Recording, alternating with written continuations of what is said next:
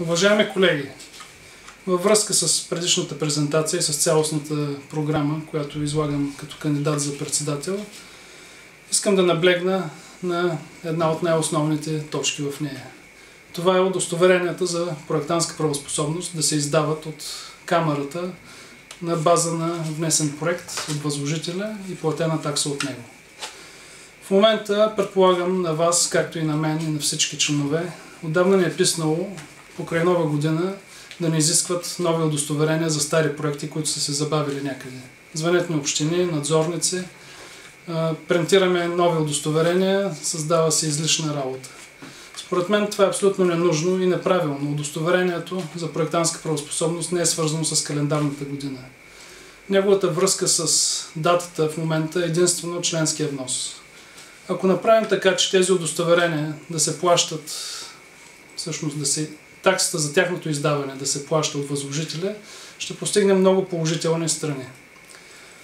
Като например допълнително финансиране на камарата по предварително показаната таблица, водене автоматично на статистика за това колко проекта правим на година, в кои области, как се движи професията и съответно да вземем реакция, ако нещата не са добре, както и това, че ще имаме лостове за въздействие на недобросъвестни практики.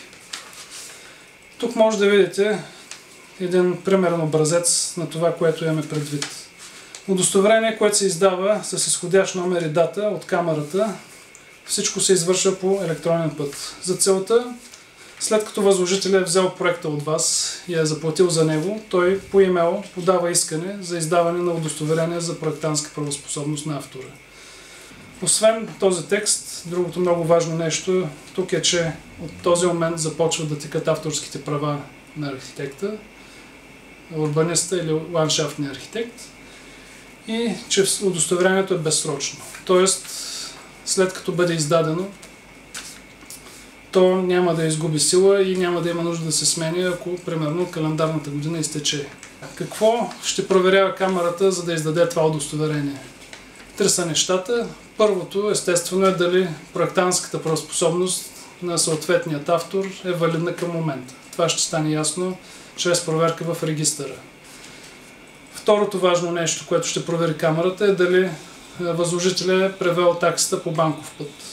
И третото, най-важно нещо, което е за нас, представител на камарата ще се обади на автора, за да го попита дали е получил възнаграждението, както е договорено към момента. Ако сте се договорили да има част от сумата, която остава по-нататък, защото имате добри отношения с възложителя, това не пречи по никакъв начин. Просто трябва да удостоверите, че към момента всичко е изрядно. Както видяхте в тази таблица, това са прогнозният брой удостоверения, които ще се издават на година и прогнозната стойност, която те ще носят в бюджета на камарата. Смятам, че тази система е полезна за всички нас, ще работи изрядно, няма нужда от никакви законови промени, дори промени в устава и може да бъде въведена още веднага с промяна на образеца за удостоверението. В таблицата, която съм изготвил, която виждате, за първата година съм приял примерна такса 40 лева за извършване на тази услуга, за следващата година тя е 50 лева, а по-нататък е 10 стотинки на квадратен метър. Като съм заложил прогнозни разгънати застроени площи и прогнозен брой проекти по данни на Националния статистически институт. С тази система ще направим тези важни неща, за които казах, но най-главното е, че нашите членове в работата си ежедневна ще имат защита от камарата и ще се чувстват съпричастни с нея.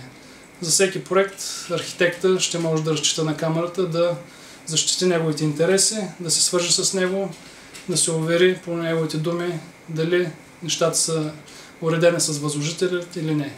Ако възложителят не е заплатил това, което сте се разбрали към момента, той няма да получава удостоверението за проектантска правоспособност, докато не уреди отношенията си с вас. Смятам, че това е справедливо и полезно за всички. Благодаря ви за вниманието.